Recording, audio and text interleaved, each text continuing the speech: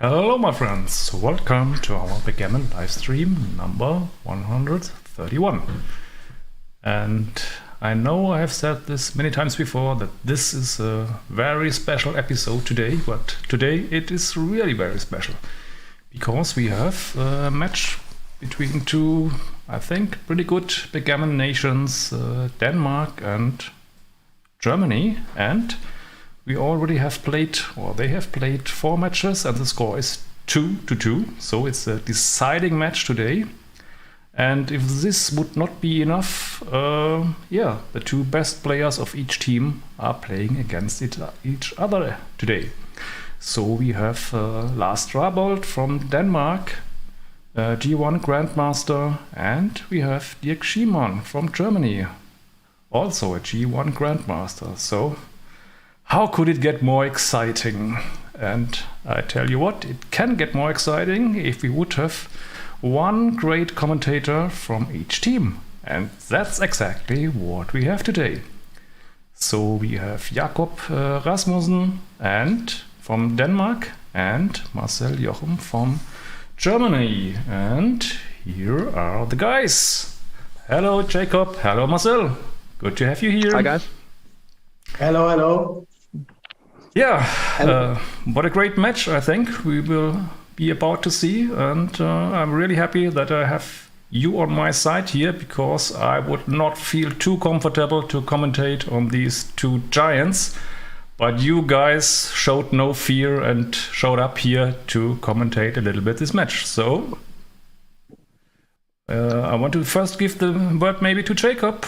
You are the first time here on the stream, so I want to give you a very warm welcome and good. Thank you very much. Looking very much forward to see Dirk and Lars battle it out. I've been out of the circuit for so many years that when I left around 2000, Lars was not one of the really great players in Denmark, so I don't really know him. But Dirk, I've played a drunken charrettes with at UBC, so I actually know him better than Lars. But both play at a very high level. Yeah, absolutely. And Marcel, you are also part of the team, of the German team, and I think you even played just a few hours ago. So a lot of backgammon today. I hope this will not get you into trouble. First, very warm welcome to you, to Jakob, and of course to the chat, to all the people watching this stream. I'm glad that I can be here after some time where I was not able to commentate anything. I'm looking forward to it. I also had a match today, as you mentioned. It was against North Macedonia. I could win after 12-0 lead. So I won the same way Thomas Muir crushed me last time, where I was 12-0 down in the match. And they couldn't do anything. And today I did the same to my opponent from another nation. And I could win the match, so Dick will also play the deciding match in that matchup. And as you also told, in the matchup against Denmark as well. And I'm also excited to watch these 2 players play against each other because they are not just G1 Grandmaster, they are within the best players of the world. So I'm very curious and I'm happy to be able to commentate these 2 players playing. Okay, maybe we want to take a brief look at the current standing in this tournament. So this is the WBIF World Team Championship 2022. And we have here this live table. It's looking good. It's really looking good, especially for Denmark. You see, guys are here on rank number 3. And we are a little bit more down the line here on rank number 14. So maybe we will just scroll down and see there are 3 rounds. The first 3 rounds are played in parallel, so to speak. And maybe we just check the matches from Denmark and from Germany. What happened so far? So we see here that Denmark has won 3-2 against Australia. I don't know, Jakob, if you want to say some words about this fight. I sort of semi-rolled over my opponent, which was quite nice.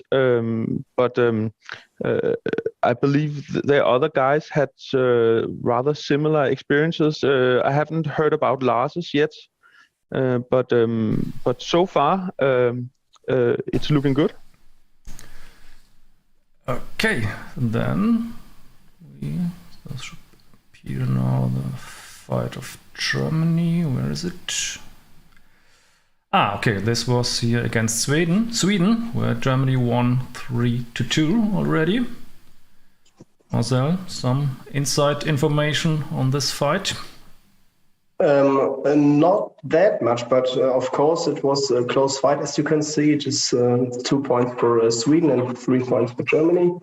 Normally, I was the one who should play Johan Norberg, but I was not feeling well and was sick. And Jens, our spare player, in the last minute jumped in the action and could play the match for me. And we were able to win that matchup. And as you can see, we're also quite happy about our performance there with an average of 2.99. It's quite good, I think. And yes, that is a very important win because Sweden is another very great nation. And then we have this another fight where the score is 2-2, same as between Germany and Denmark. And there Torsten will have the pleasure to have the deciding match. It's not scheduled yet. I thought it was against Torsten there. Okay. Yeah. It's Torsten. So, unfortunately, there's one forfeit fight from the opponent's side because the opponent did not show up and also did not inform the Bernhard in this case, and we were also discussing this and what our opponent said to us was not very satisfying for delaying or letting Bernhard wait, and So let's put it this way. Yeah. They are not taking appointments too serious as we do or as we should do in such a tournament, right? At least Blatko did not. So I will not speak for a whole nation, but at least Blatko of course not. Okay. My opponent, he answered very late to my email, but in the end he was very openly and flexible, finding a date and time to play. So I cannot say the same for my opponent. So. And I think, correct me if I'm wrong, some of them even played their first matches on WBIF, right? Maybe it's just a little bit inexperienced. Yeah, maybe that was a problem. But in the end, as you see, Denmark was playing against Australia, and they're also not that familiar with all the stuff, maybe. I did not think that they would play that good PR below 6, I think what it was, and for Australia. And so you can see, you just need to get used to it when you want to play in such a high tournament. Yeah, sure.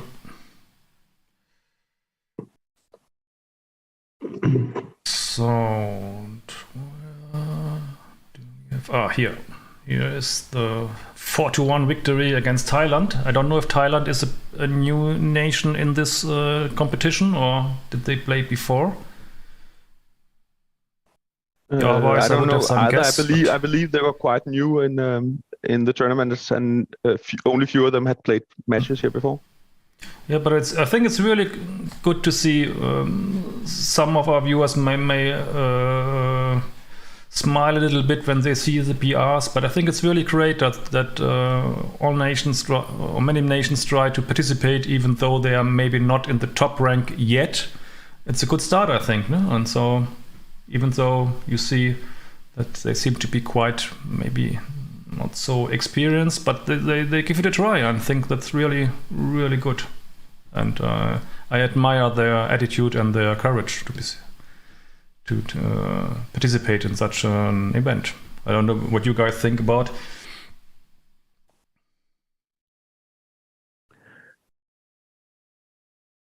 I think that the format, the WBIF format, really is well suited for getting this to work. And I think that even though you from time to time have trouble setting up the matches, I think that from the plus 100 matches I played on the WBIF during the last 2 years, there's only been a problem once or twice, and it is flexible enough that you can readjust and reschedule.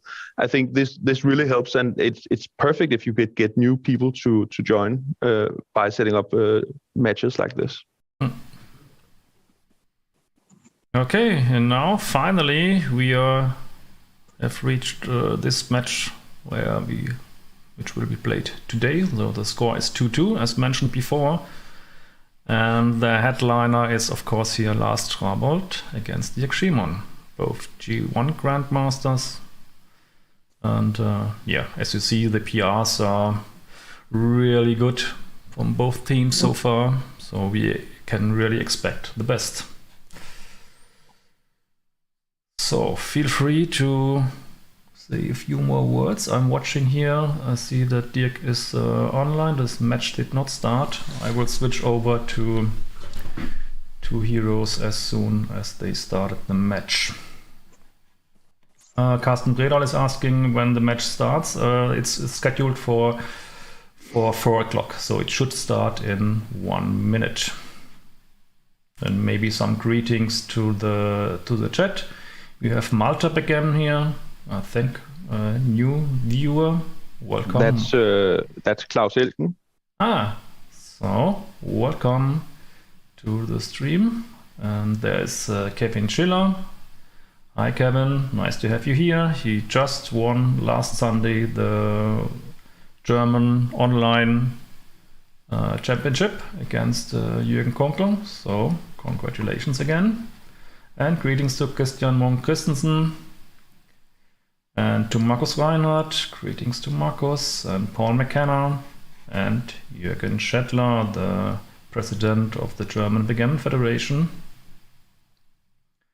And to Tamios MGTOW.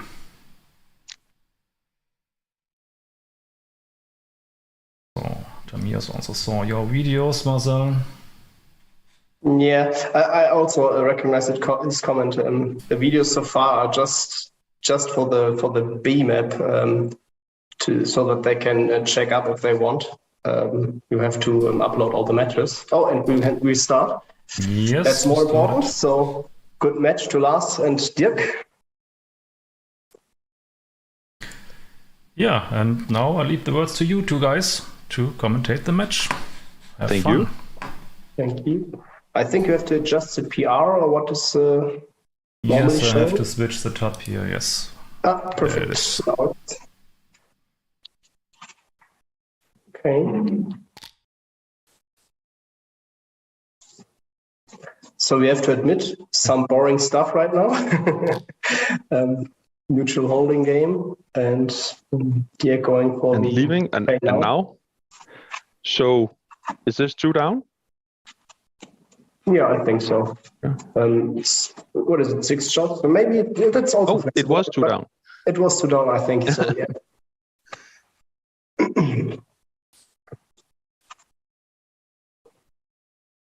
Because making the bar point can be very, very valuable. In the cases like you see here, if Dirk enters low, then maybe Lars will get into trouble making the bar point, and Dirk has the time to decide when he wants to jump out. And now we just make the bar. I think so, yes, because he wants to hinder Dirk to just flee into the outfield. And also Dirk has got the weakness on his 3-point. But that looks horrible. Yeah, I agree. Yeah, and finds it. So the 4 is not great. No. Anyway. You'll probably just play with 1 blot, and move to the 6-point. Mm-hmm.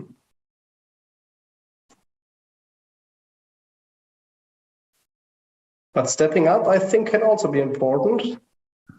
Yeah, that's why Dirk is looking at it. Oh, something was wrong there. Yeah.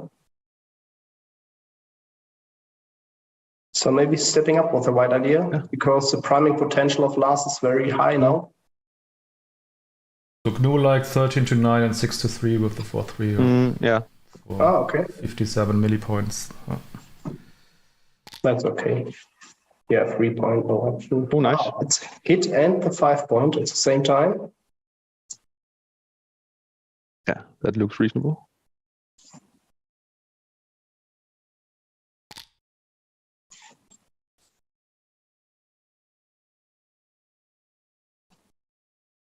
Oh, double 2 makes a 4. Oh. 4 prime. Slightly above average.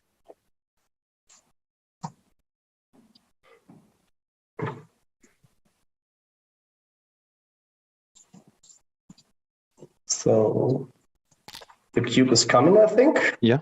Is it a take? That's the question. What's the race? Yeah.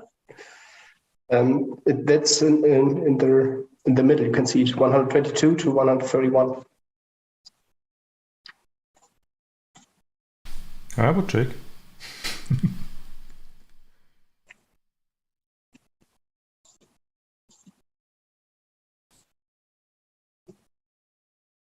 But I think the doubles for sure. So, Yeah, I think we double. yeah. Because the day takes in question. The blot on the 1 is not so nice. So if you jump out and get hit, can that's also... nice shot. Yeah, that's the right thing to think. The take was correct. But they're still live, so... Yeah, I agree.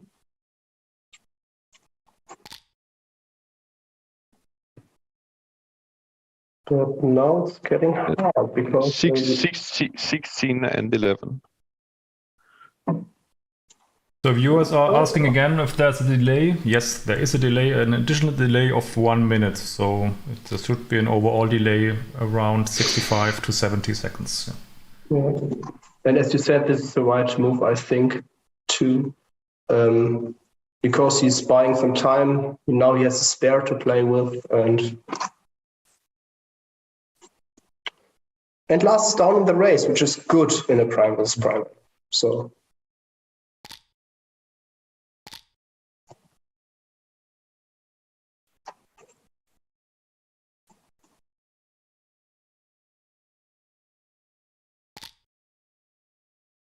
Okay. Now it's getting worse for Dirk and better for Lars. 3 checkers behind the 6 prime, and now it's really hard. Oh, 4 checkers behind.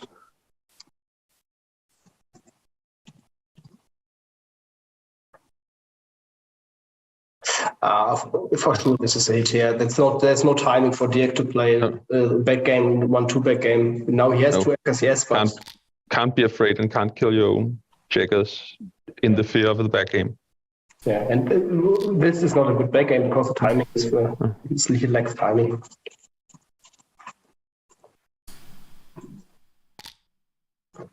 So what really Dirk is trying to do now is to play as pure as possible and maybe convert into some kind of low anchor open game.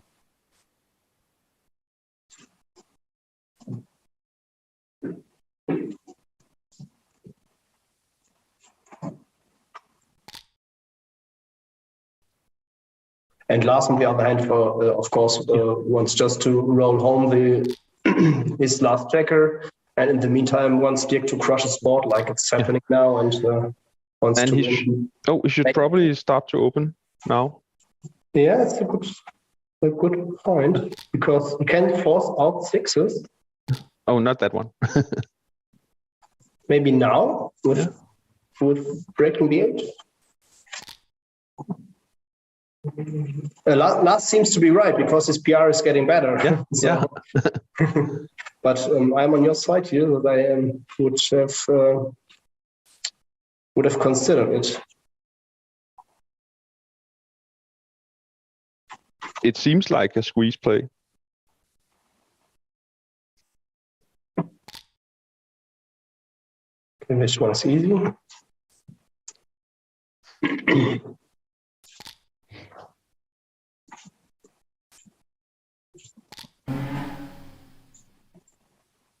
And with the board crushed to 3 points already, Dirk's main goal is to avoid being gammoned. Yes.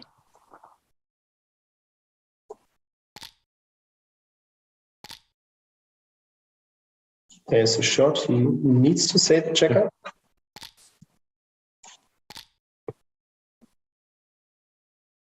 And the other one as well. As we can see, there's no need to give shots because he just wants to save the gammon. There are not enough options to win this game with a board like this.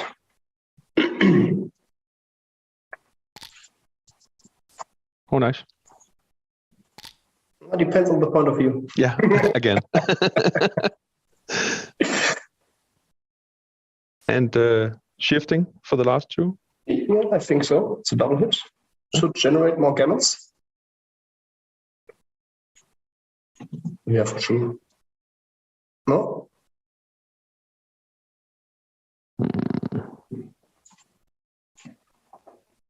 Yeah. Maybe he's like Lars is like me and checking the other possibilities before going for the move, which is in his mind to be the correct one.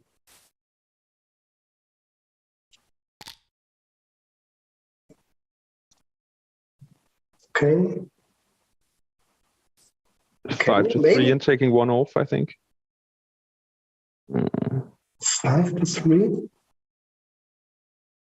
Oh, okay. That's also an option Pick and because pass? yeah, I think I also would play pick and pass because of the gammons. And as I said earlier, the board of Dirk is really messy. So the win is for sure. And the question was which of the variants wins more points.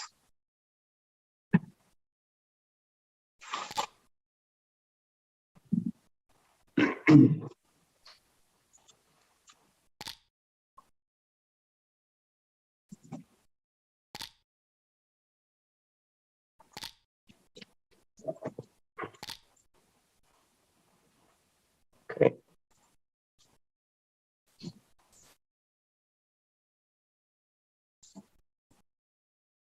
Now, do you go for the crossover or for filling the gap?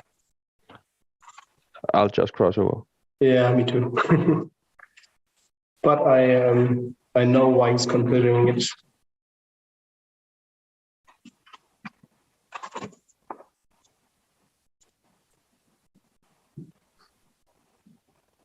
But maybe it's not worth spending so much time on it in this fast format. And again, I'll just make the crossover. 1, 2, 3, 4, 5, 6, 7. Yeah, both probably work. Yeah, I think so. Because he's allowed to hit the gap once. But as you can see, Lars is playing on a very high level with a PR of 0.45. So, and Dirk is also playing very well with his small inaccuracies at the beginning. He's now down to a 2.29. This is a double pass, it looks like.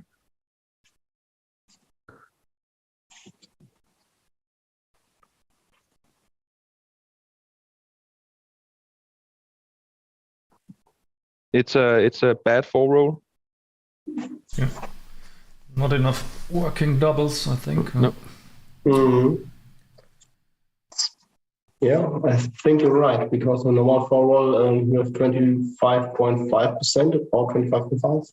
And here, white is a bit worse than that.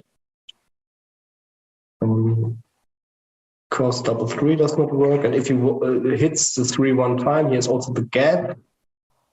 So he can hit the gap a second time.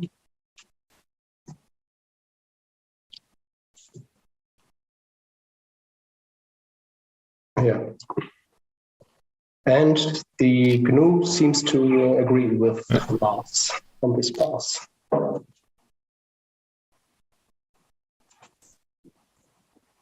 So, what did I say? Dirk cannot win this game, and now it's 2-0 for Dirk. That's how the game of backgammon works. The theme here is actually to play 16, but Gnu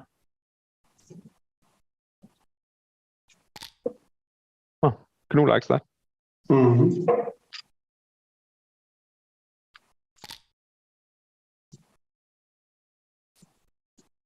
Yeah, you're not happy about the 5-4. What's the best you can do with it?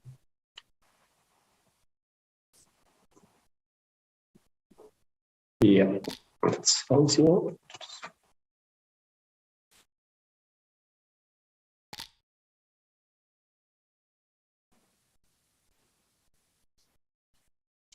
So the question is 2 down or and playing to the 5.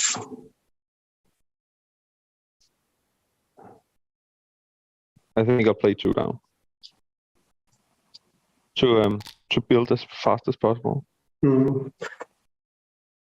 But yeah, I also can understand this move because you have enough builders with 11 blood for the bar point in this case, other than the game before.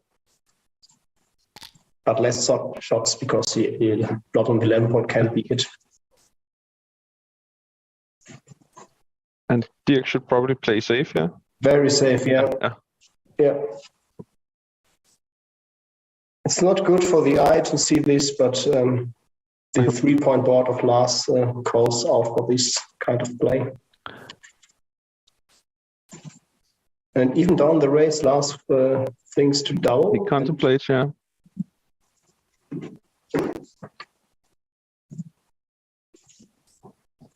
I think it's a good double. He's a bit down the score. And I would say when he makes a bar point, this is a market loser, even if it's a 6-1 or something. Oh, this is a good call. Oh, decent return. Yeah, decent return, right?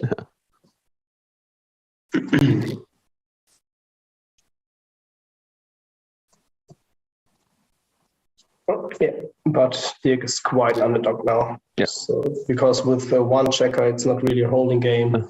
Lars can decide when to attack. For example, now. Should Lars change plans here and point and make the 3-point for the gammon? I think he should. Yeah, I think so too. The deuces are also duplicated, and you freeze Dirk from moving his checkers because it saves many gammons for him.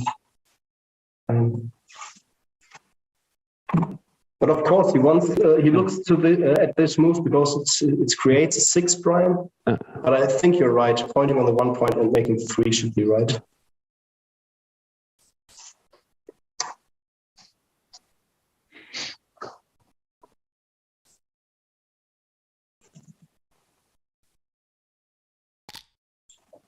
No.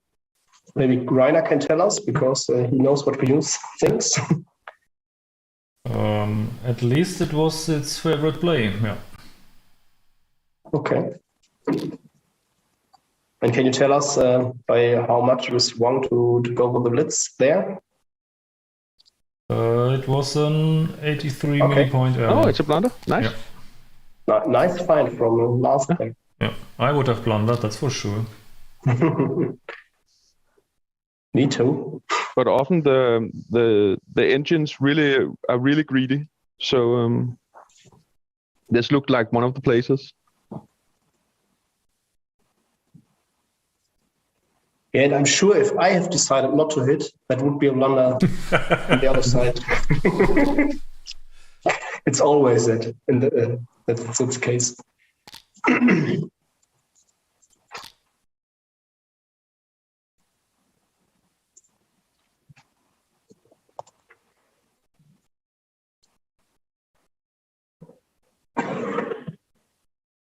Okay, so how many gammons for Lars?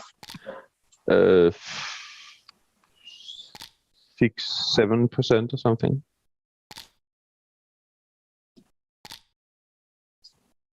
None.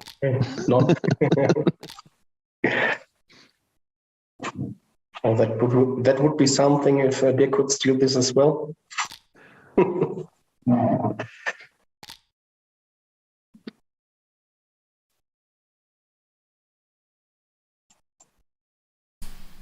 But that would be completely unfair with this, with Dirk being that outplayed by Lars.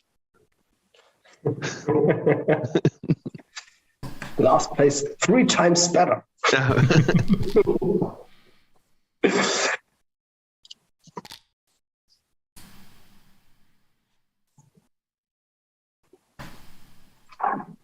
So 11 away, 11 away.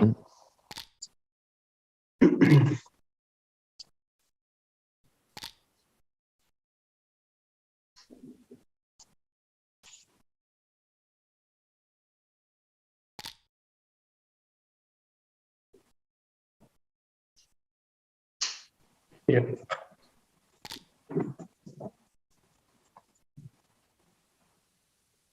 Last 3.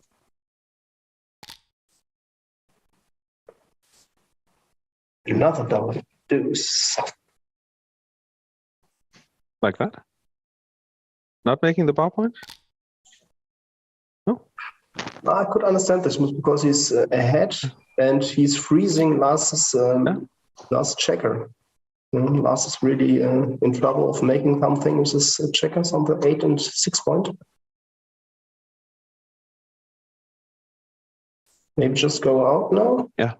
Or it's the same theme. That's why he's thinking, so that he does not allow Lars to play freely. But I think he has to go for it for the race lead.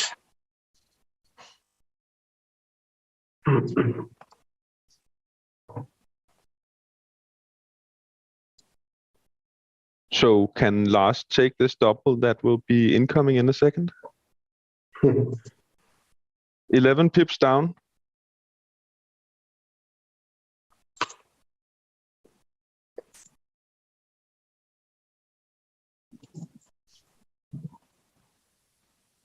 That's a good question. Double will come for sure. And that's why he's looking at the options. Oh. Maybe that's a bit too loose. Yeah. Now Dirk has all the options. So down 11 pips, semi-primed. And just a one checker back game, which It cannot turn into a good holding game either. So looks possible, I think. Yeah, agree. No? Lars takes. And Gnu likes. And Gnu likes it, That's yeah. it.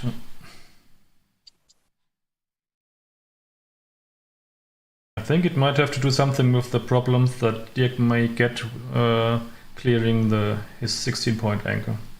I think without it should be a clear drop, I think. Don't know what you guys think.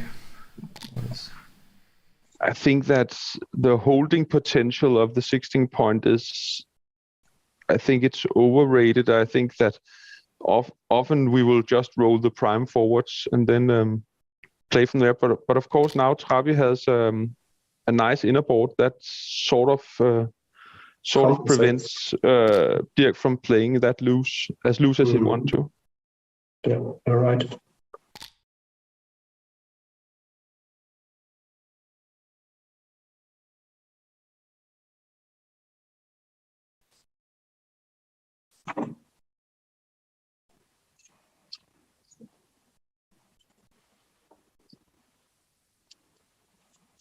Yeah, Lars for sure wants to keep this strong board as long and as good as possible. And because, as you mentioned, it prevents Dirk from playing to lose. And now it comes into play what Rainer was saying, that the 16 point can be really hard to be clear in the future. Yeah. What does he play here? 6-4?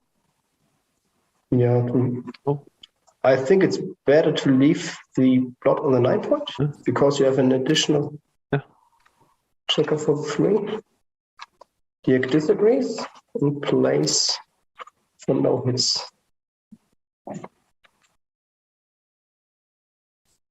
With the other variant, he would have closed the 6 point.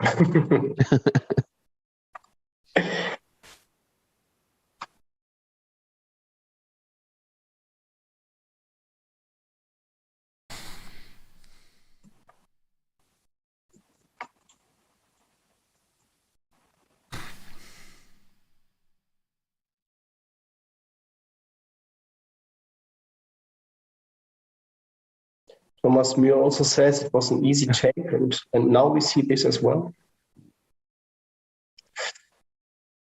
with the development of this game.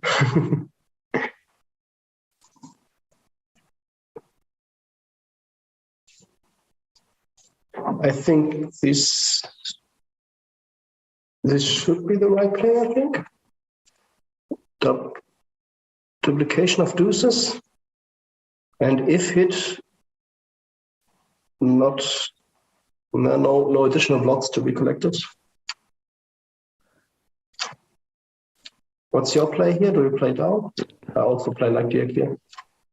Because if he doesn't hit, he also has a winning plan. So yeah, the safe play was too ugly. Yeah.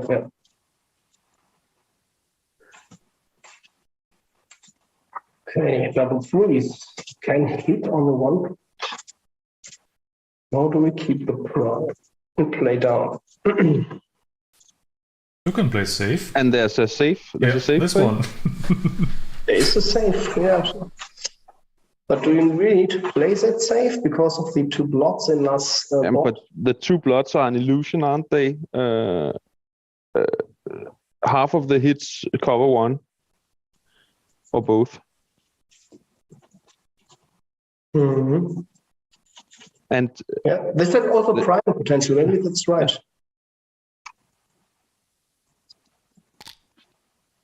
Yeah.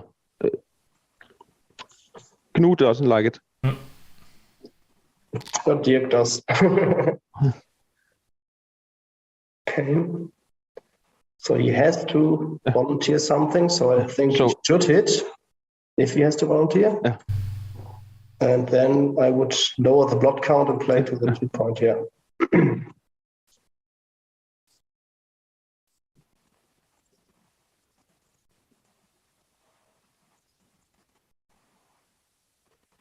Yeah, that's my play. Oh,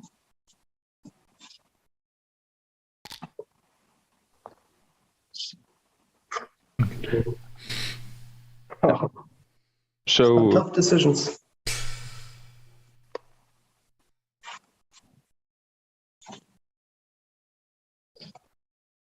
Dirk should just take his time and try to run home while he has the chance. So, also duplicating the ones.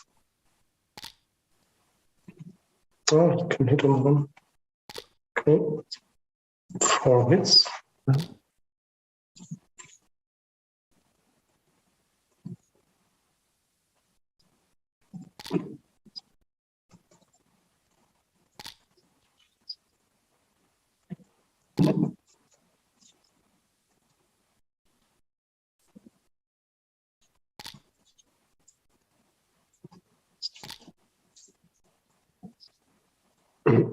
Okay. Seems like a like 2 points for 2 points for Dirk.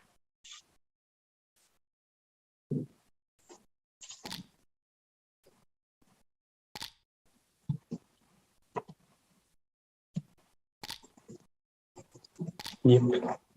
So 9 away, 11 away from Dirk's point of view.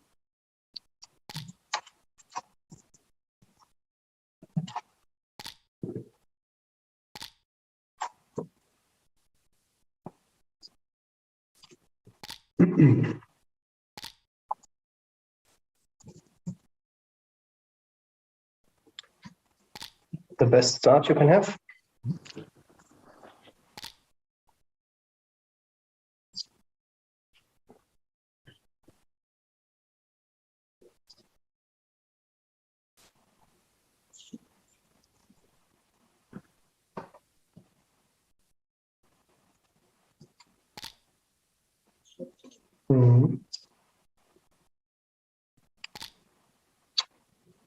So with the 5-2 he was playing down because he's in no need to split because they couldn't add any potential builders to the outfield, and now would love to make his power point or have higher chances, but cannot.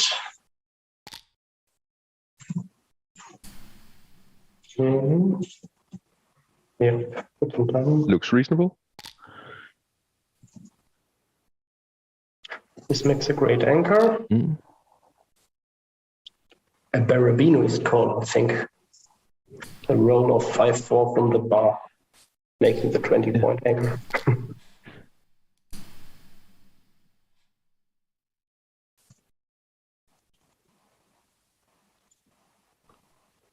Very good roll. So what about the other two? Making the 2-point, only giving 3-5. Oh, he wants to go out.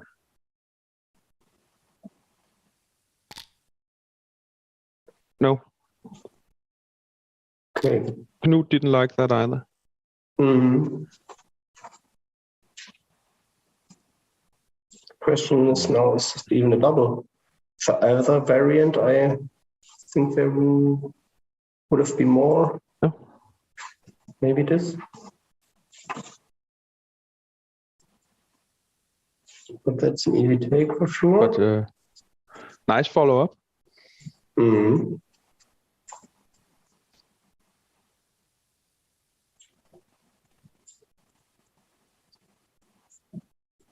Yeah. Mm-hmm. And making Kind of several a similar, variations. yeah, kind of a similar problem we already had. Going for the blitz or going for the more prime value. Yeah, and if you go for the prime, which prime do you go for?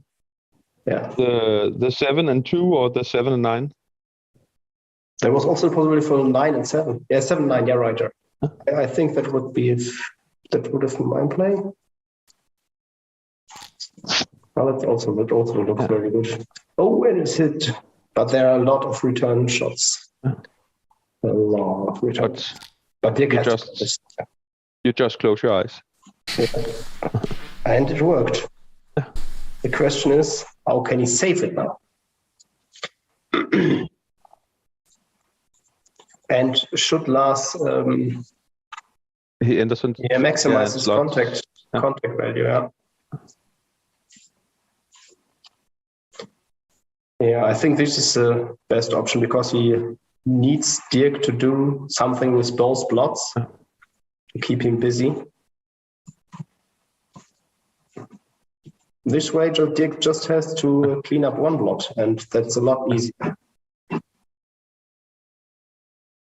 And 3 pips ahead, I don't like this move. Oh.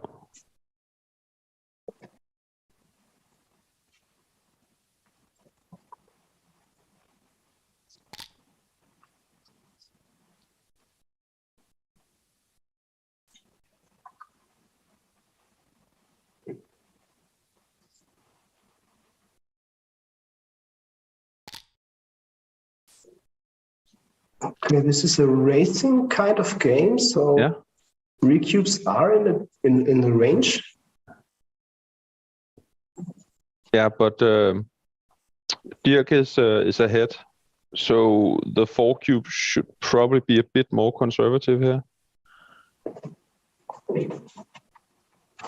Yeah, I agree for the gammon game plans, but Dirk also agrees.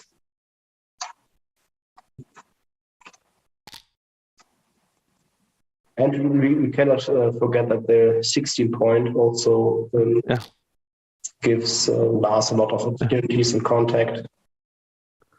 So the take was easy. Maybe that's also something why Dirk decides to roll on. Because if it's wrong, it's just wrong by a small margin. Yeah. But on the other side, if it's wrong cube, then it's, as you said, because of the score. So now we have a direct winner and an 8-pip lead. Yeah. So it's double the market losers or ones. Yeah. Ones and a large number followed by a small number or something. This looks like it has enough swing, yes. Mm-hmm. And it also looks like a tougher decision for last year. So. Yeah. And he hits.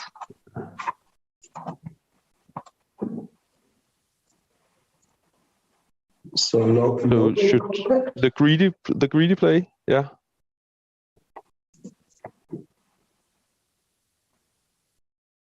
Or the safer play. That are the two options: making the 11 or spreading the builders. Dirk decides to make the 11 point.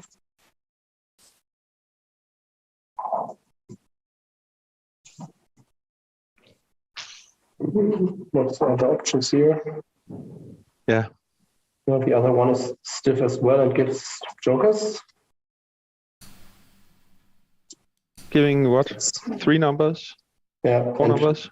It's not more, so it does not generate more builders. So maybe that's the right move here.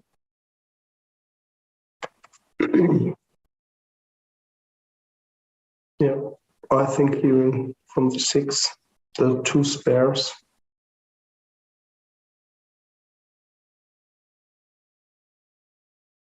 But just because he cannot generate another builder with clearing the... No, it might still be right. But...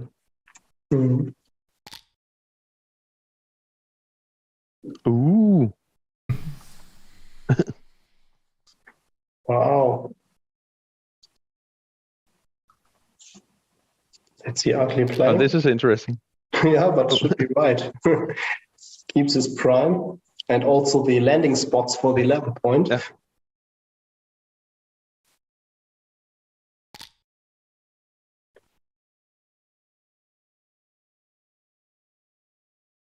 Yeah. Looks very stiff, but I think that should be the play. But what's the alternative? Maybe he's thinking of playing 2, making the 2 and playing to the 1 point. I don't know, but yeah.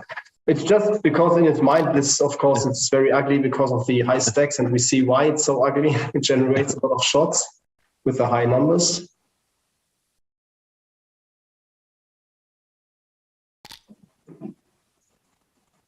And he got it. Oh, it's a new game.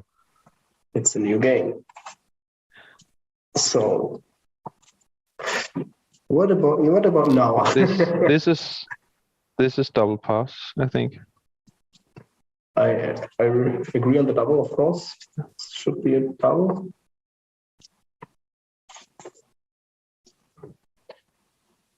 Last does not agree. Oh, I would have stopped as well. I was, for me, the take past the film was the tougher part because of the stacked builders or the spares and the 3 point. Of course, if they are more spread it on the 6-5-4, or then it's a clear take. Or is he playing on? No. Good here? No, I don't think so. I don't think so either.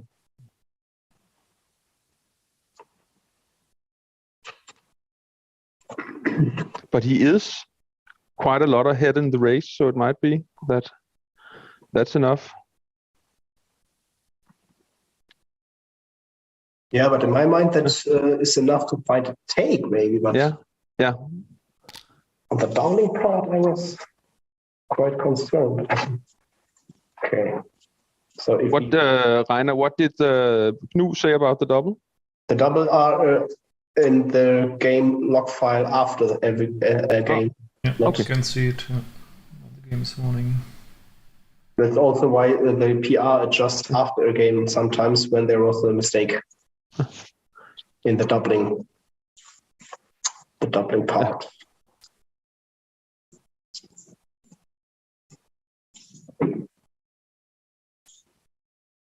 Oh, interesting. Very, very often it's just an automatic double, something like that, just because you don't really know what the answer is, whether it's a take or anything, and it's completely scary to take against a 5-point board with builders and outfield control. Yeah, and especially if you have, like I said, if the structure is so unflexible with all the spares on 3-point.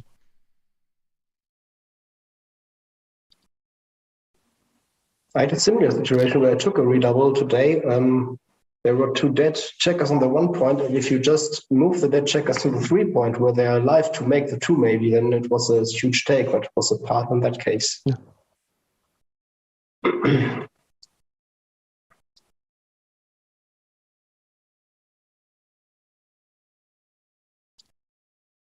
So now Lars is considering again.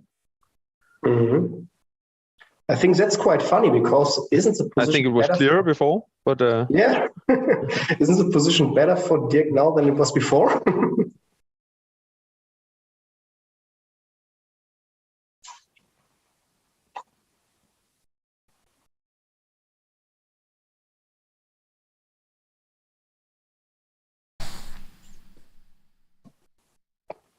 so now he swings it.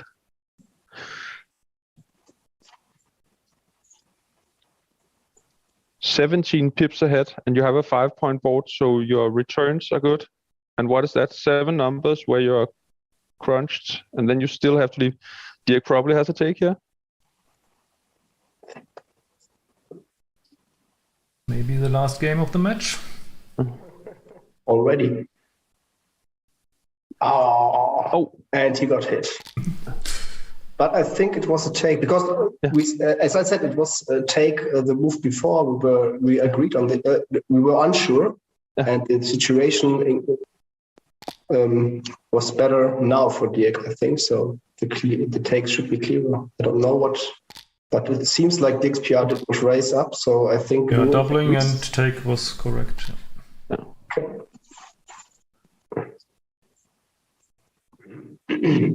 Okay, so now we probably just play a bit safe, not playing.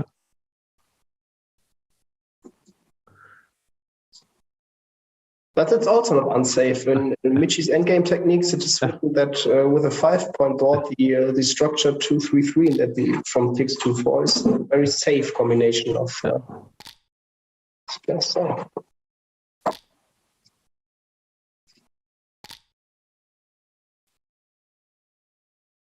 Yeah, there's white. Yeah. No,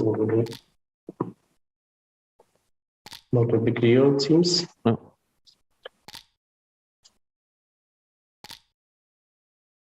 Wow. Ooh.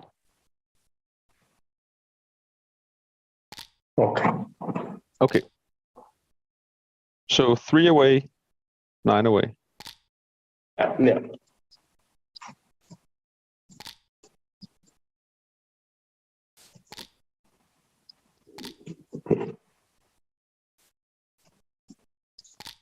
And Daniel Sorensen just wrote in the chat that wrong cube decisions, so wrong given cubes are counted already in Here in real time, but missed cubes are counted afterwards. I think Travis' PR just went up, right? Yeah, so that makes sense.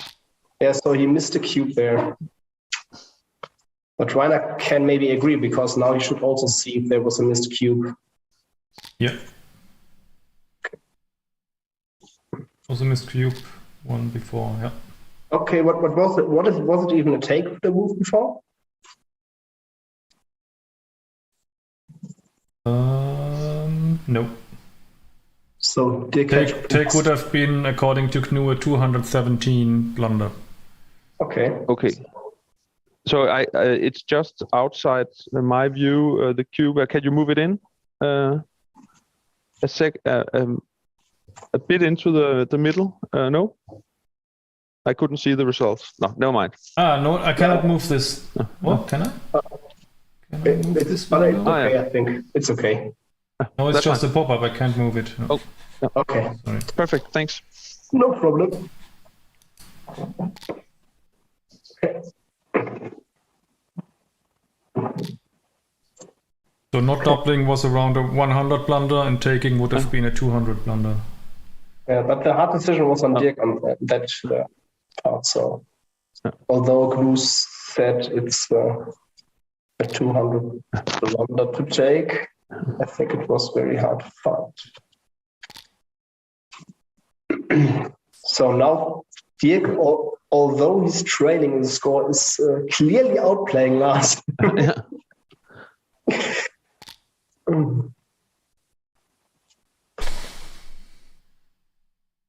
Okay. Also an interesting game. I'll play to the 7. Yeah, this outfield prime is not as strong as some may think it is. No, and Dirk's ahead in the race, so this is a clear note up, especially at the score.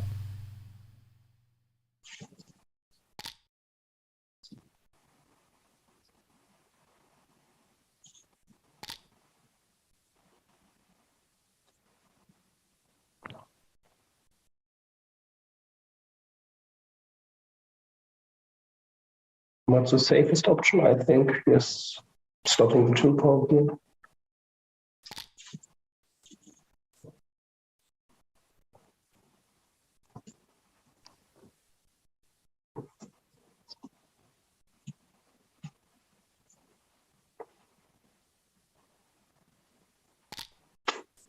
Carsten Breda just made a good joke. So Trabi missed a double pass in order to wait for the double take, so he could earn extra 4 points.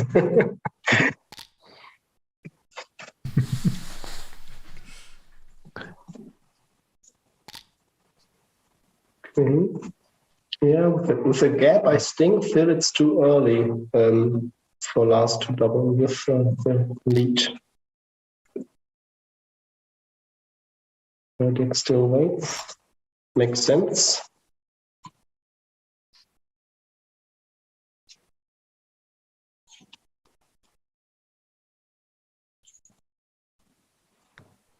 No, there's no double here. Yeah.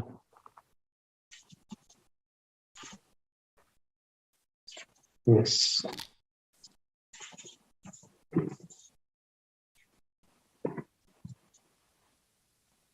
Can you duplicate something by running? Yeah, you can. You can keep your prime and maybe go to 17 point to duplicate twos. It's an option. Yeah, but it's only the duplication is an illusion because you'll hit the outside one. But it's less numbers though. And if you get the contact, you want to be the contact to have to be worth something. And if you crunch your board too much, it's not worth that much. Maybe that's why Dirk is also considering it. But it seems he found the right play by clearing the 5 point. Yeah.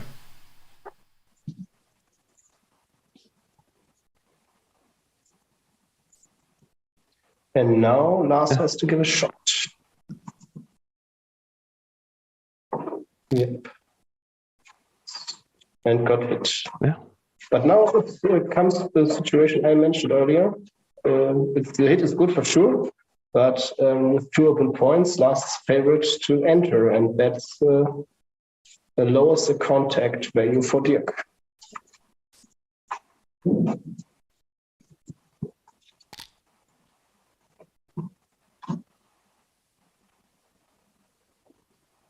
So does not fan, then for sure it's no double.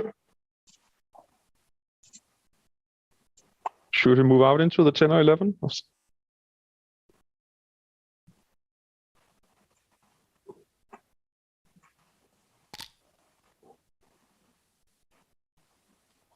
I would think so, yes. Mm-hmm.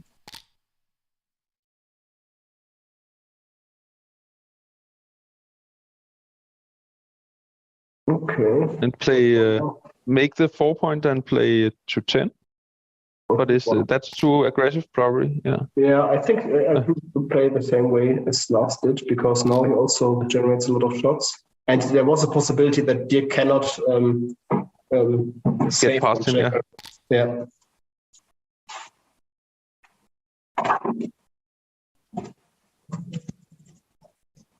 Oh, that's a Looks good trivial. number, I think. Yeah.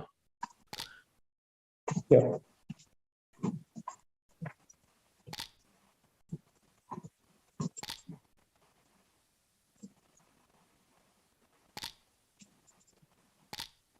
Okay. So it seems like Dirk can catch 2 points and shrink the advantage of Lars in the score. So 7-08 rearrays for the next game.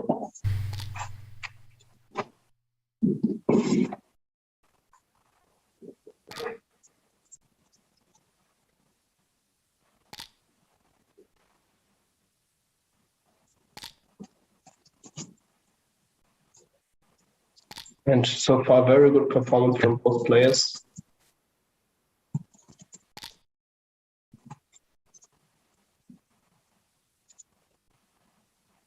Makes a 3 point.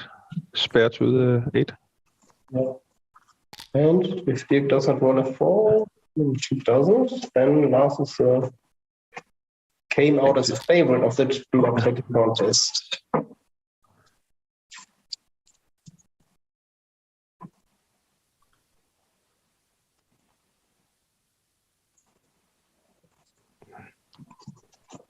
That's interesting. Looks a bit aggressive at the score, I think.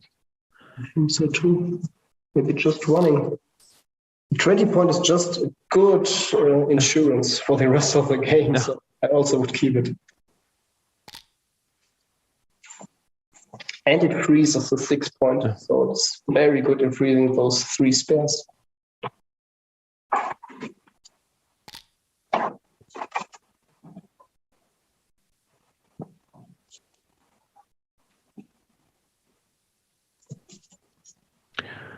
And Dirk should pick up his blot from the 24th. They are currently just targets. Yeah, and I think to playing with the 3 is also correct because he wants to the 6 point spares to play. Knu didn't like it. Okay. Who wanted to play 13 to 4? Okay. Okay. But I also can understand why Dirk chose this move.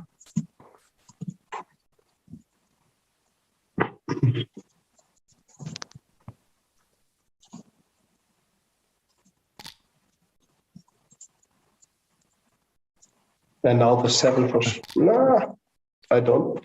This is white. Can this be white?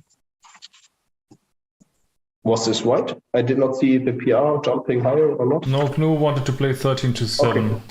Yeah, that was my play as well. Because it keeps the spare on the mid and generates more content. And also last the plot on the Now we'll just unstack the 18, even though it would be nice to have inner points. Yeah.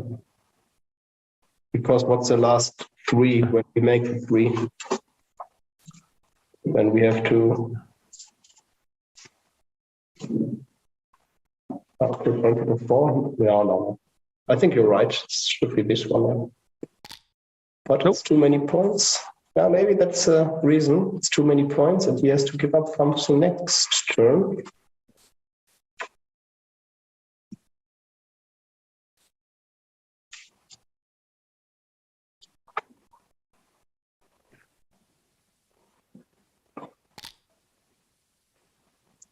Oh, that's a good one. Yeah, that looks right.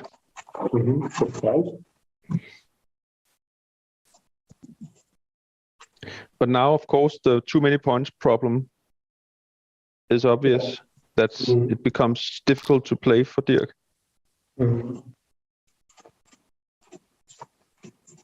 That's also why Trabi chose to give this plot, because you know that it's really hard to get to hit this plot, because Dirk had a weakness on 3 point with the plot, and it's too many points, so he cannot play this freely. So okay, now he can make the 4 and hit. I think he probably should. Yeah. Although last stronger board now. Yeah, but close the eyes. Don't get a better chance. Oh, and that's a horrible enter.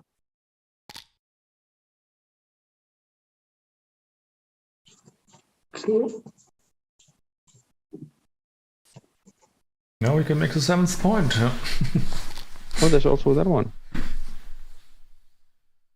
Generates more return hits. Okay, now save for sure.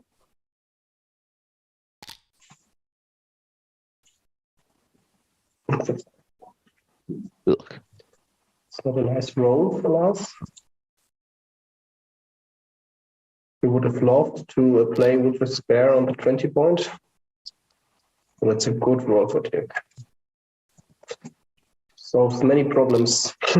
Yeah.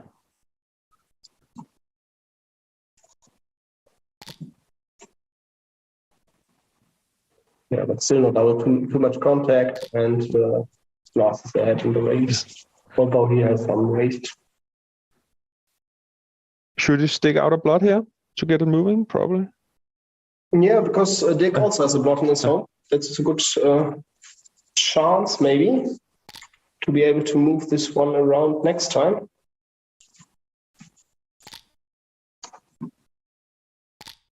But he can nonetheless. Okay, this one makes a 1.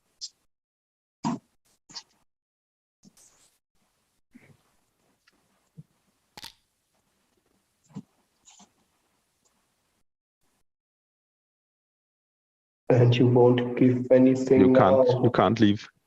Yeah. You're waiting for Dirk to. Oh, did Dirk miss a double? Oh, I don't No, think but so. it's his PR went up, didn't it? Yeah, that miscues No, are counted afterwards. Knu didn't miscues like the afterwards. 6-1. Ah, okay. Knu wanted to play 7-1 and 3-2 for 27 millipoints. Okay. So Knu hiccup. And we kindly ignored the Dirk's blunder with double sixes. It was a blunder? Yeah. It was an 89 blunder according to Knu. Knu wanted to play 13-7 2 times and 10-4 2 times. Okay, and Now keep is it- maximum pressure.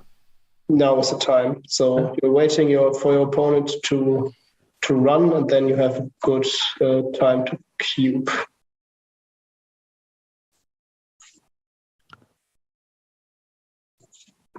Yeah. Should be right. Oh, Can't jump the 2 prime. Yeah, 2 off.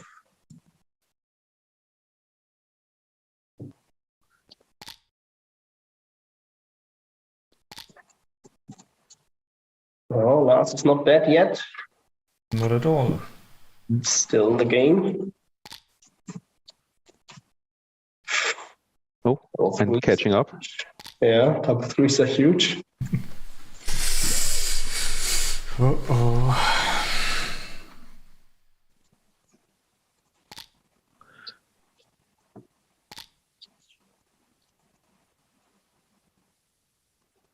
But Lars's cubes are Are nearly dead because, Yeah. of course, if the 8 comes back, it's 7 away. What's that? 9%, I think. Yeah, something like that. yeah.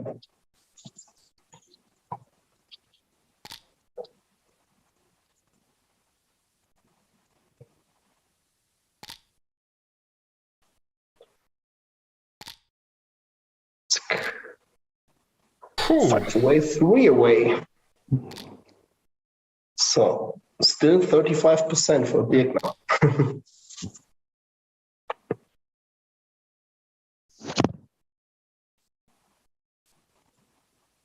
It was worse before, so Dirk is catching up. And it's getting interesting, yeah. No options. 2 down, I think, or maybe just 1 down. Yeah, and 9 or 6, yeah. Yeah, save the other one is also good. And Dirk should probably all the way forward. Oh, yeah. And it also generates some pressure on the blot, although in this case it also gets hit, pointed on. Okay. And what are we here? 5 away, 3 away? 21 pips.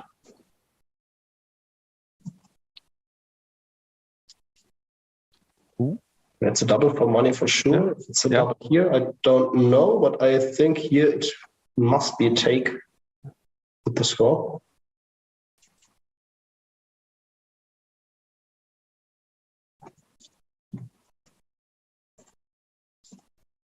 But maybe I'm wrong. The boards had the same strength. No other weaknesses. Yeah.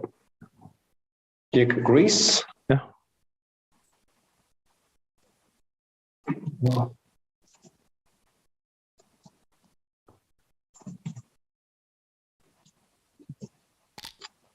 An alternative. Oh, that's huge for Lars. Yeah. Maybe that's the last game. I hope not.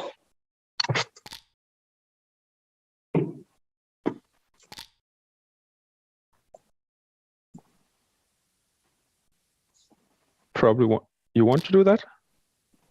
Okay. Yeah, but game value is While you have the lowered. chance.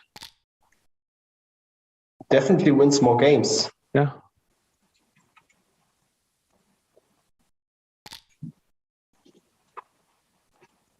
Okay, this one just makes the bar point. Darn it. Yeah, I think. Yeah.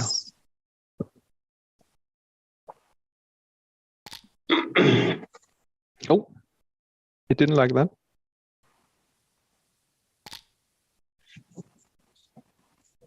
No, Knu wanted to play 13 to 10 two times and 8-5 and 6-3. Yeah.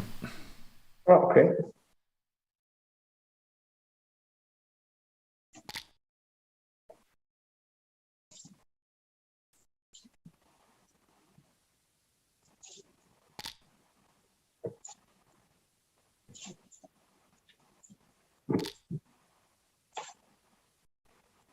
Now Dirk's prime is ready. Yeah. For Lars to show blood.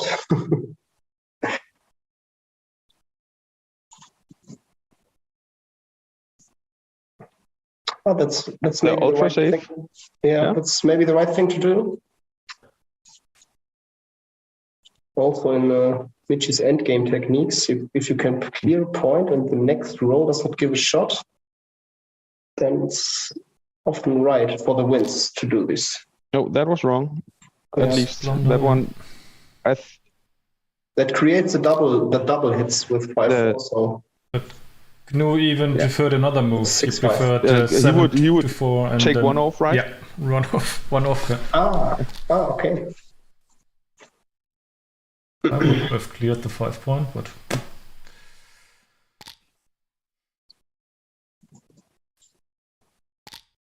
so I guess we will see Crawford game. Unless there is. We've seen worse deals by Dirk in this match, so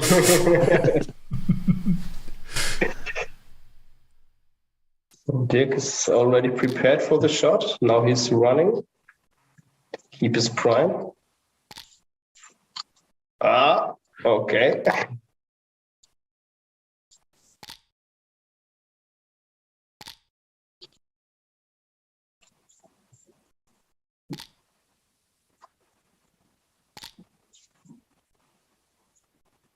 Yeah, this should be 5 away, 1 away.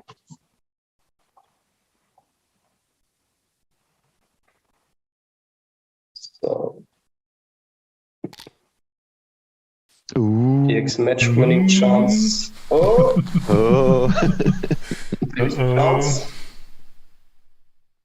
shake. A lot of pips. So Dirk has dropped from 35% to 16%. It's getting tougher. But he was worse in the match only.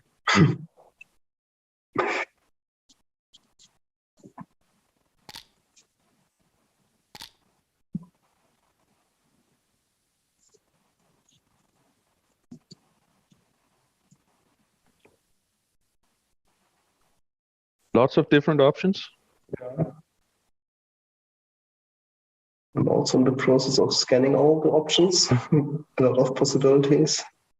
Hit on So the you 5. can make the 1 point and go for the 2, or you can make that play. And you can make the 5 point, which looks like it's there forever. And last agrees. Yeah. Oh.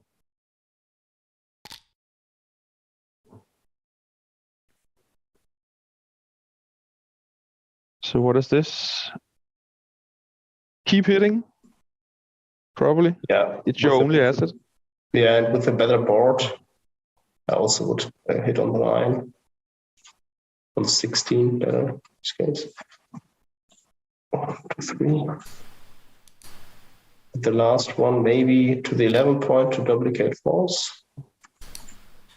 Okay, he decides to spread the checkers.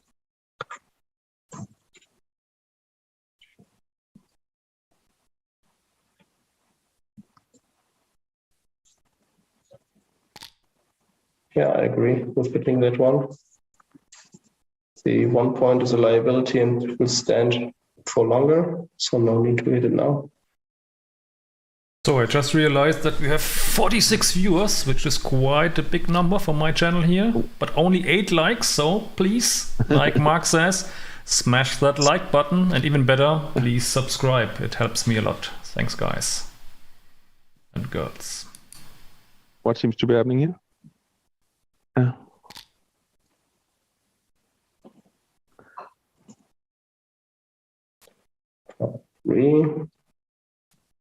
Yeah, Dirk should just ignore his blots and make some structure. Otherwise, if he decides to make the 12, he has to give a blot on elsewhere. So should we go to 20 and make the ace point? making the ace point is a good idea because it's a liability in last position, which Dirk can attack later on.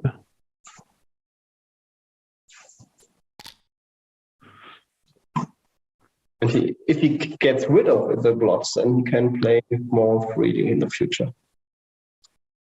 So what about this one? Hitting on the 1 to gain tempo. Oh, this looks even better, doesn't it? Yeah, I think so. Okay, this gains tempo. I also like this one. Yeah. And the 2. So prime can splits again.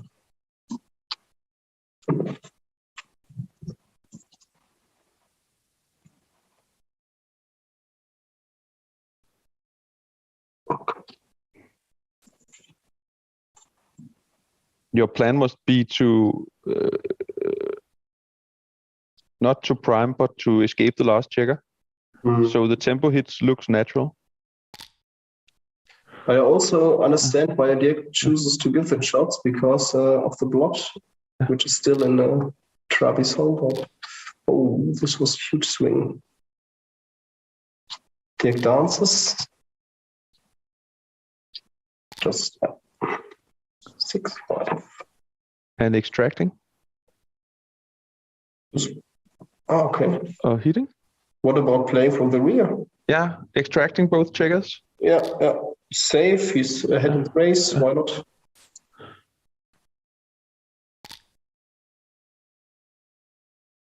And with large numbers, Dirk also gets in trouble because he does not want to play deep into the board.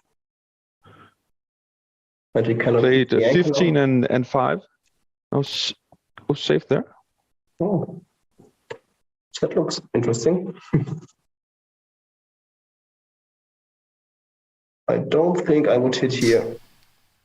I think I would love to make the 5 points. Great. Yeah, but Gammon's not counting, and then you just have some sort of holding game. So this might be your last chance of winning forwards. Maybe correct.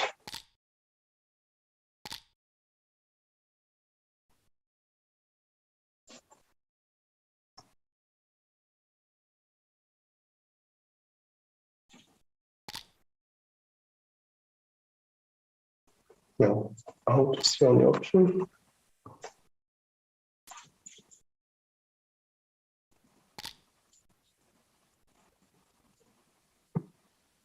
And to the 17, probably, yeah.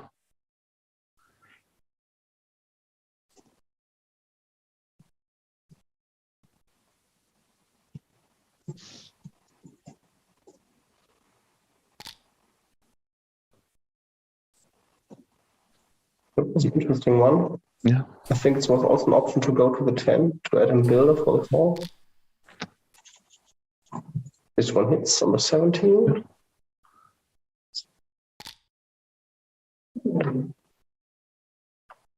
Oh, yeah, for sure. Oh, this one's Nice shot from Dirk. wow, double hit.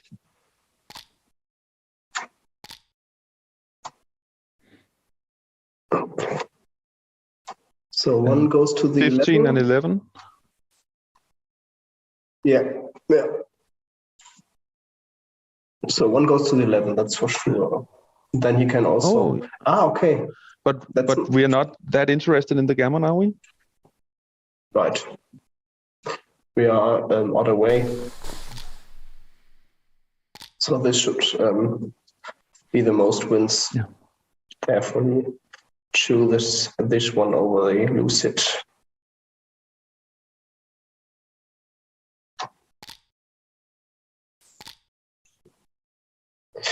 Yep. This one is another question. So, question is now, how many backgammons can Dirk generate out of this? If Lars stays on the bar with both, then maybe. That's the only thing which is interesting for Dirk. Can he generate some backgammons, or is just single win gammons are worthless? So how aggressive are you actually going for the backgammon? Not that aggressively starting out, but you will clear the 7 point now.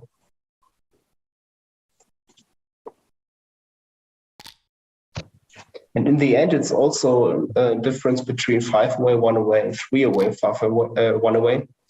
If you are unsure, you should go for the DMP play in 5 away, 1 away.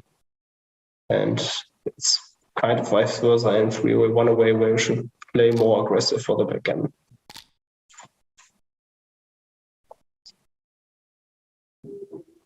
Yeah, but here it's reasonable to just keeps peeling off. Yeah, I think so.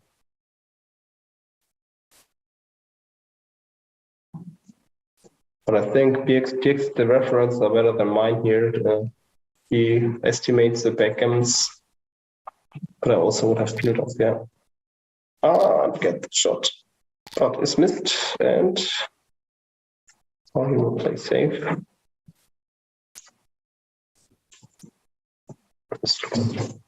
Good.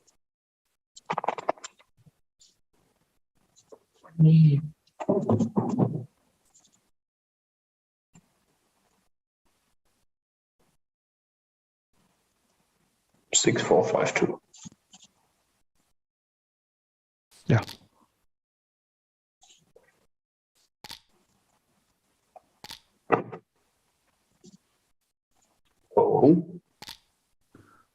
Oh. Backgammon's still in range. So now we're just running out all we can.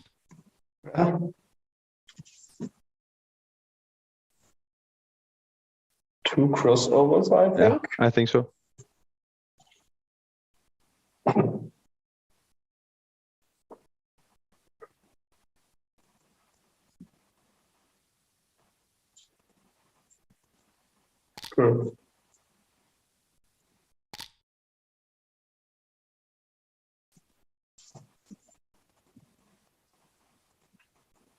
Yeah.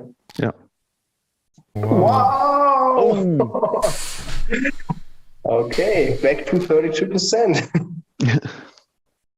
Oh no, it's more. A little bit more. It's more because it's a freedom situation already. It's not it's Crawford, post Crawford, not Crawford. Sorry. So it's but it's 50, nearly 50-50. And now it's 50-50.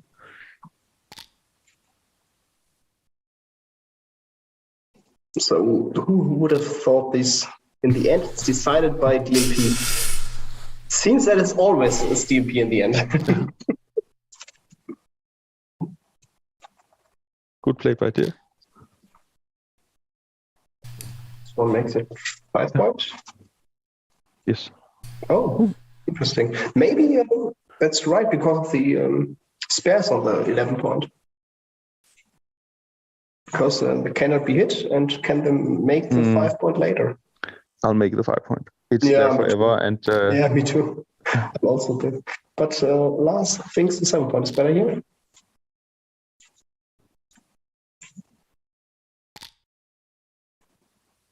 Okay, I think Dirk has to hit, right? Yeah.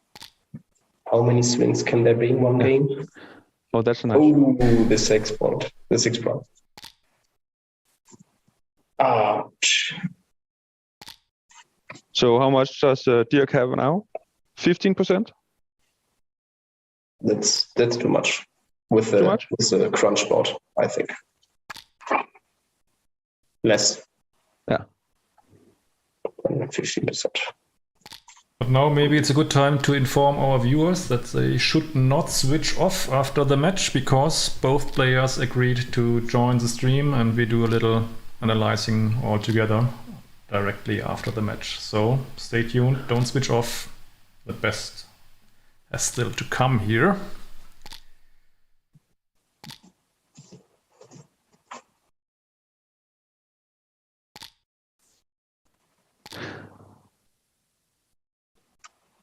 But we have seen what Dirk can do in these positions. So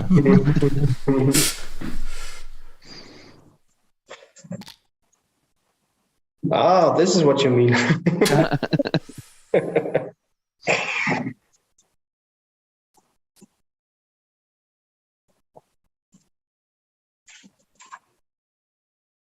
I'll go for 0.1 or for 0.15 chances. looking good for the Danish side. Yes. Unfortunately, that's true.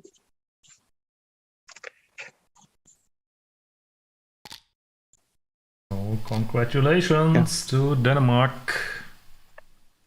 But also congratulations to both players for performing very, very well in this very nice point match. As expected, world class PRs by both players. Yeah. Absolutely. And yeah, what can you ask more for than double match point in this dramatic match? Yeah.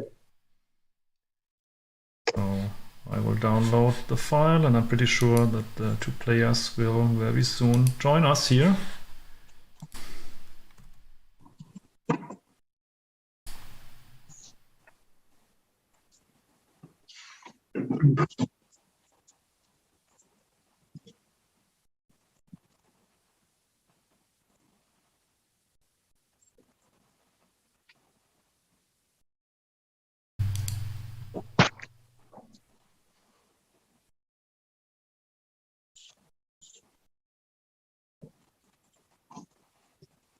But as we expected earlier, it was very, very close with the time. So both took their time, and they were both down to 30 seconds or something. Yeah, perfect time management. That's also what I call it.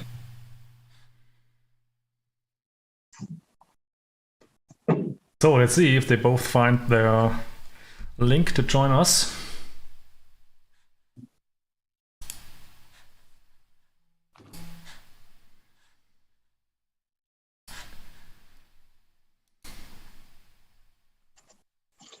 So now Denmark with a whitewash in the first 3 rounds.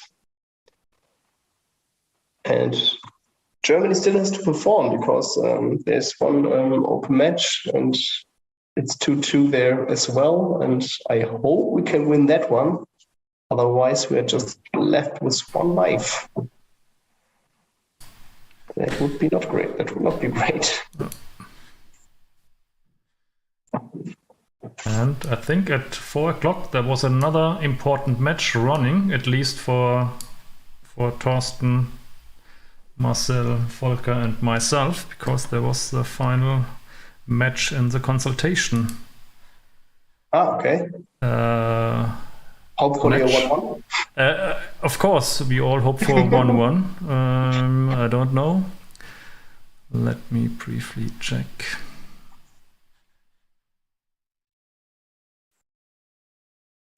So Dirk is already here.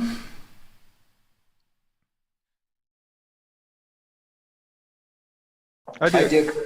Hallo, hallo, hallo. Wir sind auf Deutsch jetzt? No, we're on English. Hi, Dirk. Okay, hello everybody.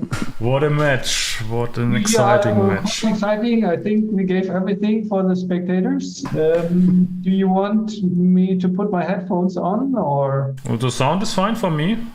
Okay. So I'm just looking at the analysis. It's still running. Yeah, mine is ready. But we are waiting for Lars anyway. He wants to join as well, I hope. Pardon? I hope that Lars will join as well. Yeah, I wrote him an email. Yeah, interesting games, I would say, and exciting ones. And I think, yeah, in the last one, I lost at DMP. The one before, I lost at the kind of DMP as well. So, yeah, seems not to be my tournament so far. Sorry, guys, for wasting one of our lives. Don't feel too bad about it, Dirk.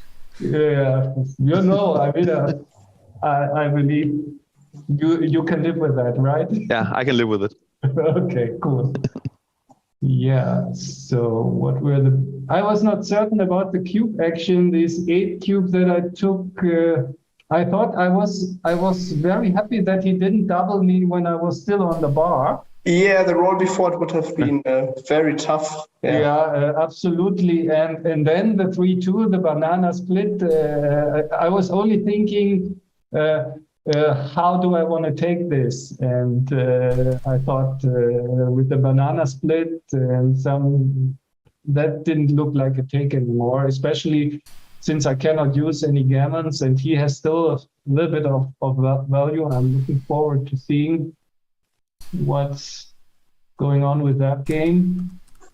Yeah, the last game, yeah, 1-5 more. And that would have been it. Oh, my cube action was perfect, actually. That's nice. Was there any other difficult cube? I don't know. Would you have taken if Lars has doubled the roll before? Don't ask me such difficult questions. For money, I would have taken for sure. But then, as I rolled it with these recube stuff, even a slight lead in a long match, and so I just, when I take the cube, I don't have any more power on the 8 cube. I mean, the cube is basically there.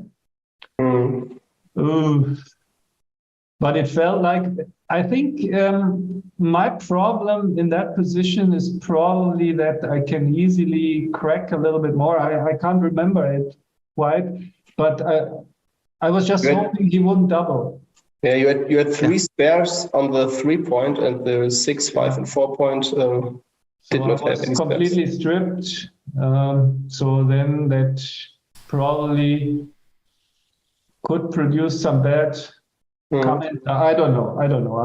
I have to see the position. Still a little bit not brain dead, but yeah. Okay. So maybe we should start going through the games. Maybe Lars will join us later. I don't know. Okay, I played this wrong. So I will just quickly go through the game, and you just say stop, guys, when I should stop and you want to discuss a little bit longer. Maybe blunders only or something. It's up to you guys.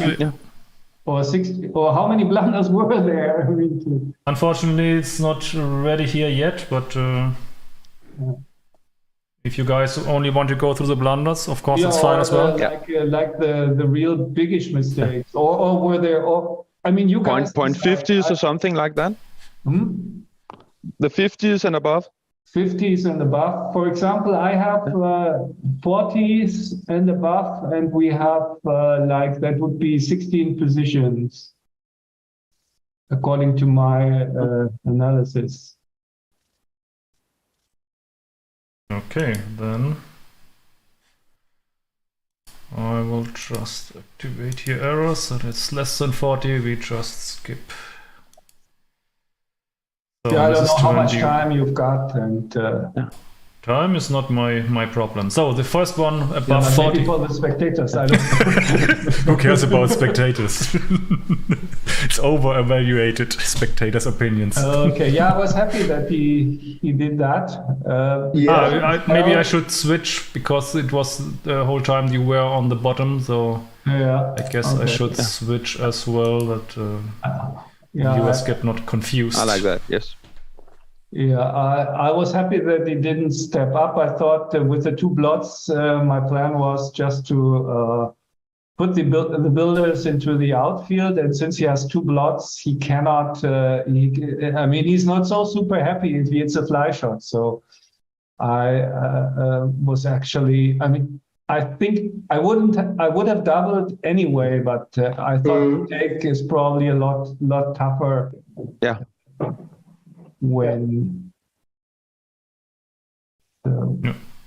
That's also what we thought. So the take was pretty close here, yeah. We thought with this position, we thought it's a pass. Yeah. So, but the 60 point turns out to be very mean because he couldn't clear it in time and got into trouble.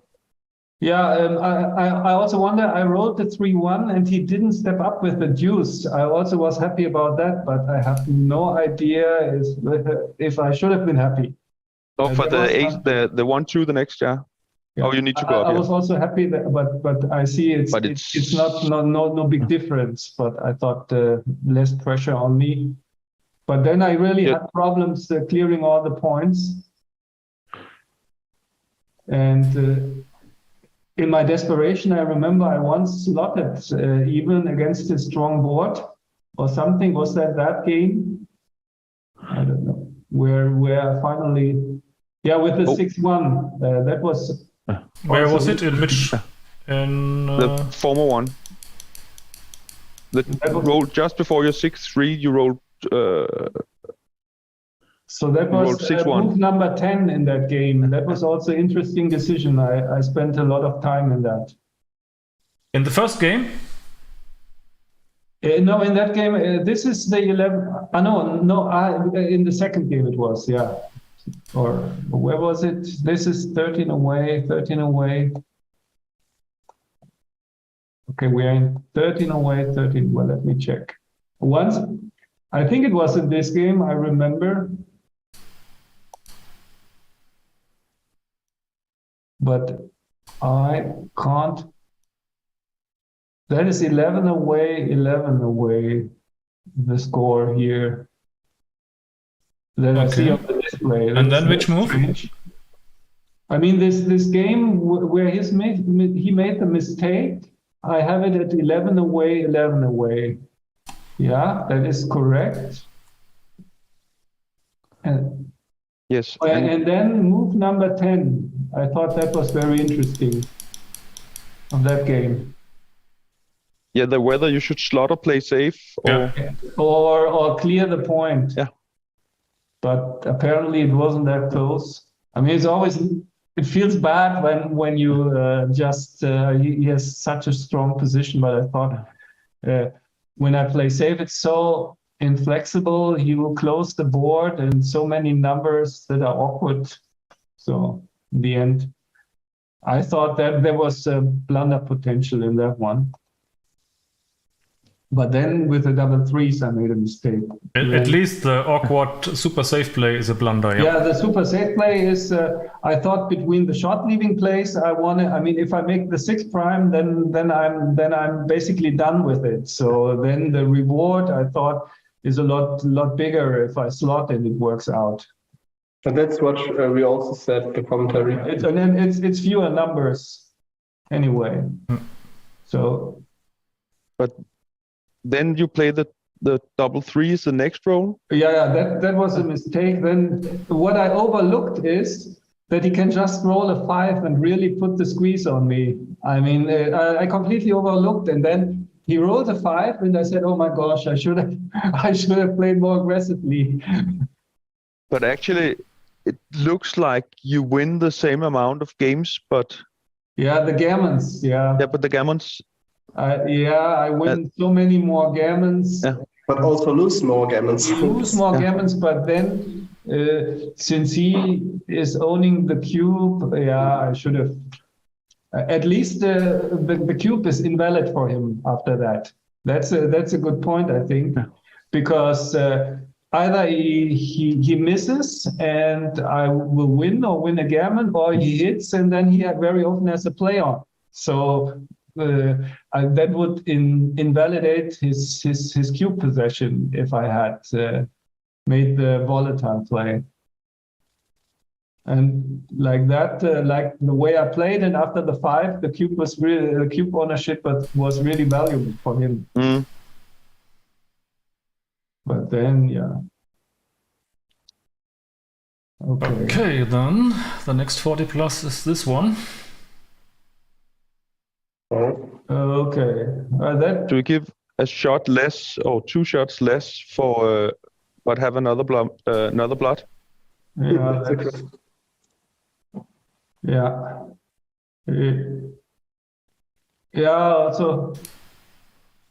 Also thought. Okay, what I thought, I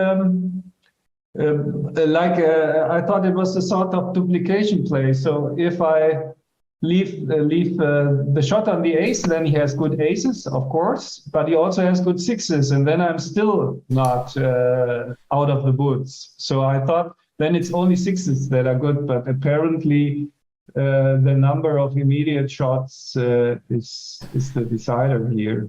And of course, leaving 2 blots is also not so nice.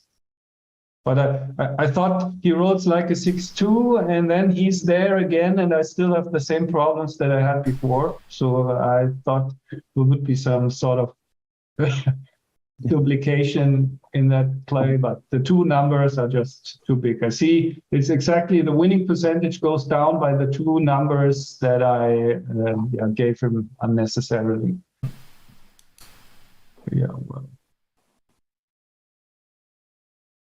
Okay, I was happy about that play as well, because then, as you can see, I just had to come in on the ace, and I have an easy take. Oh, not maybe I have a take then, and with the 5 anchors, so many come-ins are still passes. So, and the dances anyway. So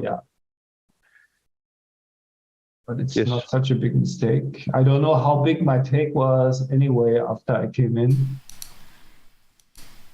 I don't know. Oh, it's only a very small take. So then I overestimated my position. I thought I had a bigger. Gets a little bit bigger on plus. Yeah. I didn't even think about. I don't know. Probably you saw me not even thinking about it. Really hard. Because I thought the race is close, and it's a 47 take on plus. Okay, never mind. So then actually I like his play better, because then why should he stay back there? But probably being on the anchor there is not such a big liability. But you can cash out. I felt good after coming, better than I should have after coming in. And the 4-2, the next one, that was also when I hit the lucky fly shot. It was also interesting. Oh yeah, that one. That relieved a lot of pressure on me. Yeah, that's what we were also commentating on that. Here's the strong board, and so I mean I have still some numbers that pick up everything, but I felt again quite good about it. What can I say? But you just have to save 1 blot and not 2. That's I have some numbers, 6s and 4s, save 1 blot, and 3s the other, and like something like 4-2. But in total, it's not many numbers. That since the race is even, he has the strong board. That's the best way of winning, of course, for him to hit me, and it wins. It should definitely win more gammons for him as well, which is also nice. Okay, then. Okay, so that was, it was actually a big pass. Wow, I really wouldn't have that would have been really blunder potential. Yeah, that's also what we called in the stream. Yeah. Big blunder, but yeah, what has to happen then that I win it? I mean, you saw I came in, which it was a good sequence for me. He didn't do anything terrible, and I still have only a very small take, so that explains why it's such a big blunder. Wow. Yeah. Oh, the 3-2 was interesting. Play and it loses so many gammons. Yeah. And they still have some value for him, so yeah. It would be interesting to hear Lars' thoughts why he did not give the cube the roll before. Let me see. That is when you play soft players, you often have to adjust those big cubes. So yeah, he by the way, Lars said he doesn't have any time to join the stream. He just wrote me an email, so okay, it will be us. Yeah, it felt like my position improved actually. Yeah. Also said this in the stream. Coming in is a big deal, and his 4-3 wasn't anything spectacular. Yeah. And I don't know. I cannot speak for him. But you could say the swing is much larger on the next position, on this position. Yeah, but but it's still you really want just to cash. Bad things can happen. Yeah. And also, I mean, it was certainly not a play on, I think, from his part. And I have some jokers, so for sure I can get back into the game. Some jokers from the bar. So yeah, and if he thinks it's still a take for me, then still he has the supermarket losers, like making the 3-point, I mean, in the position before. And he just runs out and I dance again, and that should be also a supermarket loser. So as it turns out, he already lost his market. But if he thought and the scores, it's a little bit, I don't know. And he thought about it, I think. So I don't know. I mean, it's definitely not too good. Okay. Small technical stuff here. Yeah, I also never know these. You really want the extra spare on the 6 points. That's probably it, because that's the most flexible point. So, but it's a small thing. Yeah, and you're running out of. You also want fours are fine. Yeah, I don't know. You gives you. I mean, deuces you can play anyway, anywhere, and.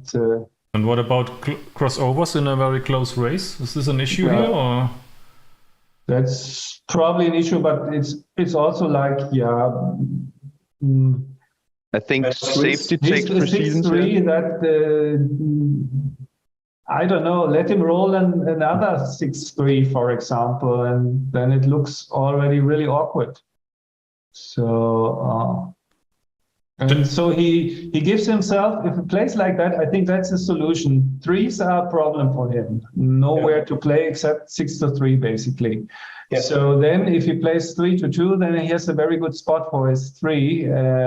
And that would be my on-the-fly analysis in this one. And so then he gives himself good threes by being able to cover and making a 4-point board. Mm-hmm.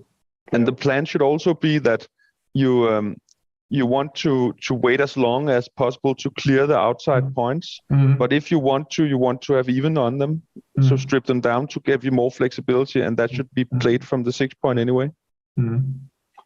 Yeah, and 5s and 3s are his problem numbers if he makes the good 3 point, because I have to run rather sooner than later, oftentimes, and then it would be really good for him to have the 3 point as well. Okay, but these technical plays are always difficult. Okay. So this number one. threes, I had really, I should have strengthened my board. 18, 15. Play more flexible. Yeah, I created too many points. I can see that now, but also like not the easiest position in the world. I thought I could cause him some headaches with more points, but yeah, I don't know. It's very hard for me to play doubles in these. Okay. Probably. Okay. Okay, more contact even. Why? I thought I'd play all against.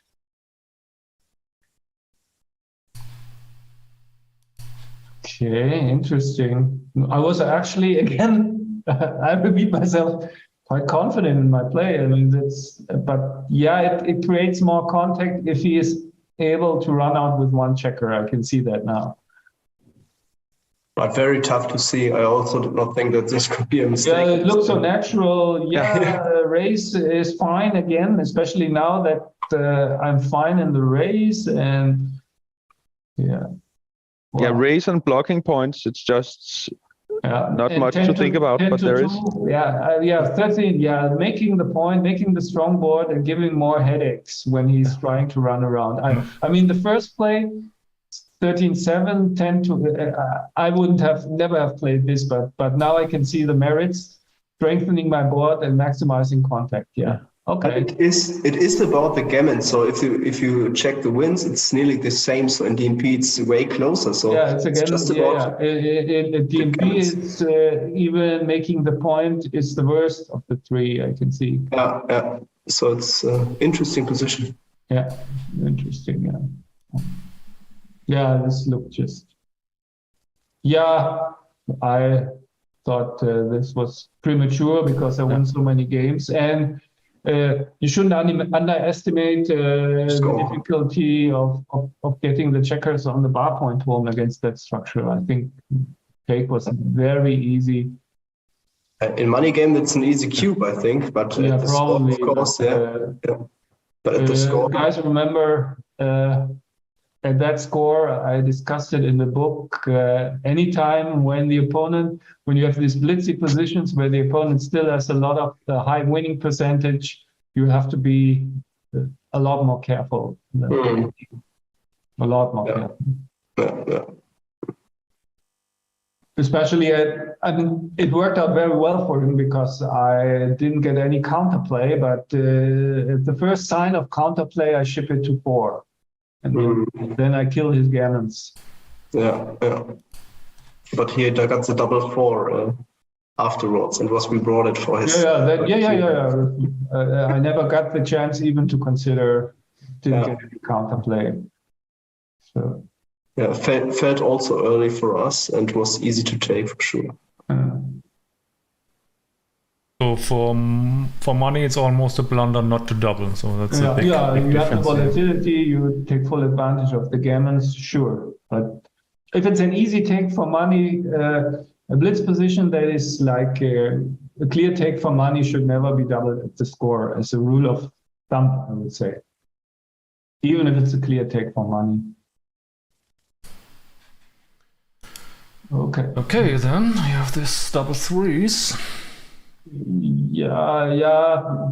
Why does he need the bar point? Just get the position home. I think it was the wrong game plan to make the bar and then slot the deuce and play it as a priming game. It's more like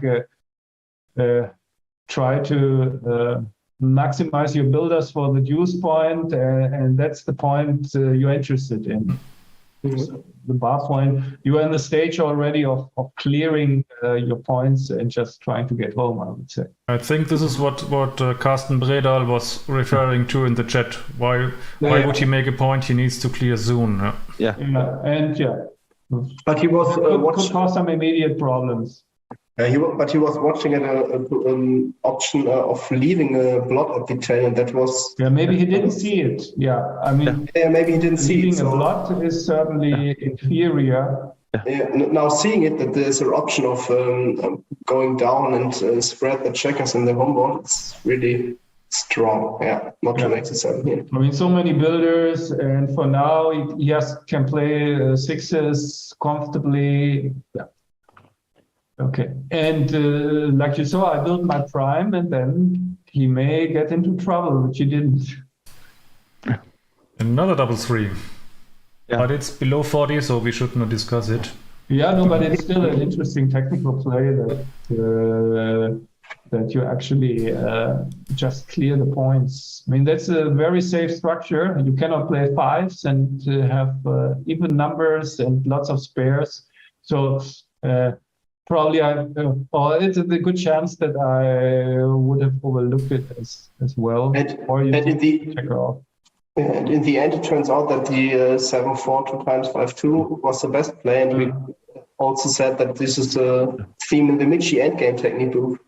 But Lars did not overlook it. He had it on the board, if I remember correctly. It's decided against it. It's difficult to start clearing, to creating gaps, and you can see a 6 off would have been almost identical. That's I don't know. Probably there are no blunders. Was it correct for me in the Crawford game to play aggressively for backgammon? we will see. Don't forget it. Okay, maybe we won't if I make mistakes that are smaller. So here's 40 plus again. Okay. The good old rule: once you have the blood there, you just close it. That's why I didn't want to hit it, because and I hit on his mid because that was just a liability for him throughout the game. But the more checkers you have back, the harder it is to follow this rule, to cover the ace. It's more like like a mutual holding game. It's not like you're not planning to play a back game or a race. Is basically even. So you want to probably make another anchor and release your checkers. I mean, it gives the blood gives me more freedom. Simply, I can hit, and at some point you want to have the strong boards. I don't know. It's especially since the 4 is also constructive. So I was thinking that, but at the DMP score, it's so tough to make the ace point and play tactical. I was looking at it and. But the theme is to run your last checker, right? Yeah, but I thought also with the ace point mate, he just comes in. It's so hard, even if I escape, to bring it home. I felt so that is also like this DMP syndrome. I mean, the score is very similar to DMP. That for money, it's a no-brainer, I think, to hit there, and then you get fancy because gammons don't count, and get some ideas, and you see what comes out of it. Mm-hmm. So no more errors. So we can check now what happened here in the Crawford game. Yeah. So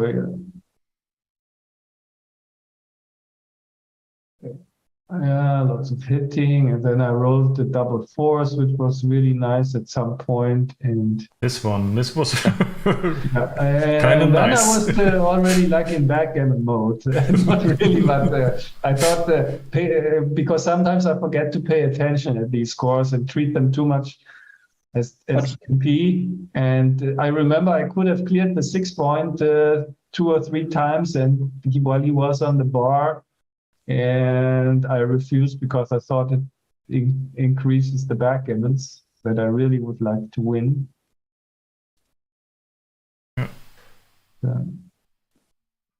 Okay, there I hit it. And then double aces, for example, that even win small game. Yeah, that would have been awkward to clear the 6 point. I mean, I was confident in that one.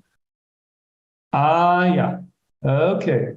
So at least the one before, that one, yeah, exactly.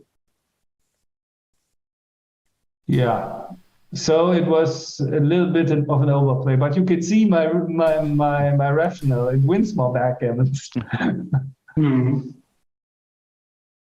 Just not quite enough, but no big deal. It worked out. It's getting closer and closer. I think in a rollout you will be ahead. Seems even more merit in it. So Yeah. Okay. and then again, Yeah. so plus it, please. Again, I was backgammon greedy. Yeah. But hey, in the end, you got it. Yeah, plus it. My move. Wait a second. And jump! No, it didn't jump. Didn't jump. But I prefer to err on the side of aggression generally. Yeah. It shows good attitude, yeah. And Okay.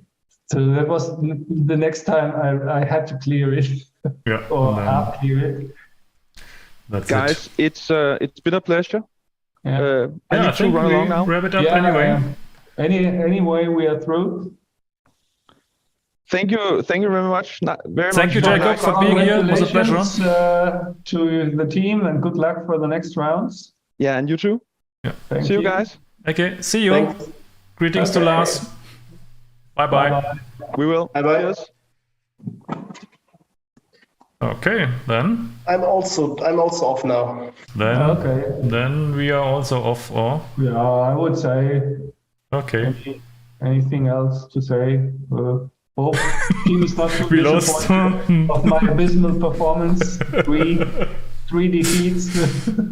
Yeah, Thank you for this good match, Dirk. I think That was very good. 1.76 is at least okayish for you. Okay. I can live with it. Okay, Yeah. What can we do? then have a Okay. nice Sunday, Yes. everybody. Bye-bye. Bye bye. Nice Sunday to the chat. Thanks for watching. See you next time. Yeah. Bye bye, guys. Okay. That's it for today. Yeah, it was a very nice match, I think. Very exciting. And yeah, it was exciting before the 2-2 score. And now here, these two giants playing DMP. It was really, really great backgammon. And congratulations to Denmark again. And yeah, we still have quite a few lives. I think there's 3 live tournament. 3, I guess. So the tournament will continue and will stay interesting, I'm pretty sure. So maybe I take a last look before I forget. I mentioned before that in the consultation doubles, WBIF consultation doubles, there was an interesting last match of round number 8. And let me briefly check. So, as you can see, the match seems still to be running between Michael Niago and Dagfinn Snaheim. So, Virtual to Doves won the first match, and if Dagfinn wins, it will be a pity, because then it's 1-1 and both teams will have to leave the tournament. And otherwise, if Michael Niago wins, then they will be still in the tournament in the last 4. Okay, that's it for today. Then I wish everybody a nice weekend, and yeah, next week we will have a live stream. I will be in Cologne on next Saturday. I will play together with Torsten the doubles tournament in Cologne, so you will see some live matches from Cologne. And until then, I wish you all the best, and as always, I love you. See you then. Bye bye.